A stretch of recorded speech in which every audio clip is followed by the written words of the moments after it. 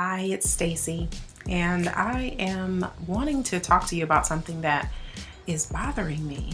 So last night, my daughter and I went to a talk about sex as a full-figured person. So I'm a full-figured person, full-figured woman, proudly a full-figured woman, and I was really interested in what was going to be said, thinking like I'm going to get some really juicy tidbits, and there were. But one at the beginning of the talk was mostly about body acceptance and the struggles that a lot of people have with their bodies, which, by the way, body acceptance is not a full figured issue. It's actually something that almost everyone, has to deal with, whatever size. And we know that beauty comes in all shapes, sizes, and colors. But there is a lot of struggle that happens with accepting your body for whatever reason. Maybe you were teased as a kid, or maybe the images in the media don't look like you, or maybe you look different than your friends or different than your family, or whatever it is. However it happens, it happens to a lot of us, most of us. And I think that women struggle with it a lot.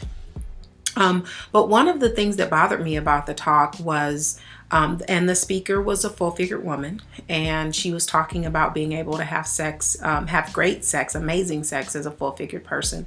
And I think that that is absolutely true. But the problem that I had was, to me, it felt like the conversation was more about body tolerance than body acceptance, and it's just not the same thing. I don't want to just tolerate my body. I want to accept my body, to love my body. And I do. And I'm actually speaking from someone who does not have a skinny past. I do not have any skinny memories. I arrived to this planet as a nearly 10-pound, gorgeous, bouncing baby girl.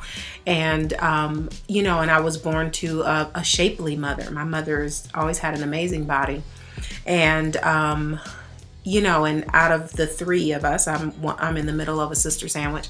Of the three of us, I'm the only one who has always been round. So I definitely understand what it feels like. And I don't know, I feel like I might have a little bit of an advantage because I don't have a skinny past. So I don't have like a former skinny me to compare myself to. But, I do know what it's like to look at me and look at other people and think, wow, like I'm different than them. And, as a child, that was more of an issue. But I didn't have I did struggle with being chubby as a kid because I got teased a lot. But as I got older, like that grew less important to me. Like what other people think doesn't really bother me. I feel very attractive and very comfortable in my skin. And it's important to me for women to be able to have that. Now, that doesn't mean that you're going to love every single part of your body all the time. I have a love-hate relationship with my arms. They've always been bigger than I prefer. And as a kid, my mom made a lot of our clothes, so she would always have to cut the arms different or larger to accommodate my arms, and that was a little troublesome for me. And honestly, it wasn't until a few years ago. Now, mind you, I'm 42, so probably about 39. Yeah, about 39.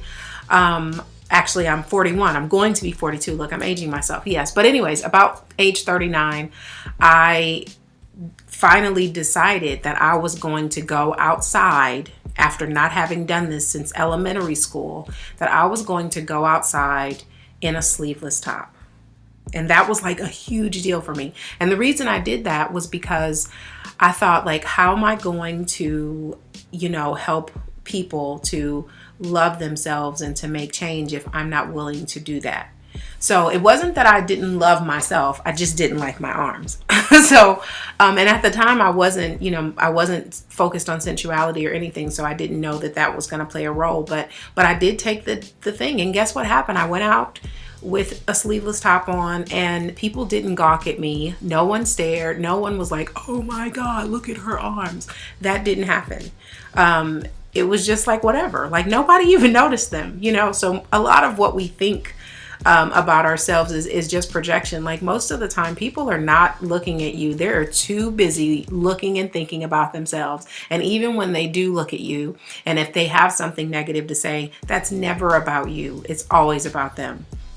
So really back to the body acceptance, I think that we can have a better relationships with our bodies the more we choose to embody our bodies. A lot of our discord is about us time traveling. It's about us not being present in our bodies. But if you can actually be present in it and maybe not look at it and pick it apart about what's too fleshy or what's too saggy or what's too big, but if you can actually look at your body and recognize it as this amazing, wonderful thing that is actually co-creating your life with you, and it's where you live. Your body is where you live for the duration of this lifetime.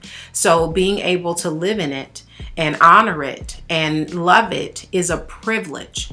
It's a privilege. So yeah, maybe you don't like every little thing about it. Maybe your fingers are too long or your toes are too short or whatever. It doesn't matter. You're not going to love every single thing, but you can accept something without being hateful and hurtful towards it.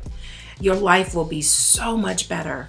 And if I can't offer you anything else, I will offer you this, is that no matter how unhappy or unpleasant you are to your body, it's still doing a fantastic job of letting you be here, and it hasn't kicked you out yet. So like this body is where you live, and it's still taking care of you regardless of how you treat it. So I encourage you to start loving your parts, and I can do what I can to help you do that. So feel free to shoot me an email if you've got questions or if there's any way that I can help you.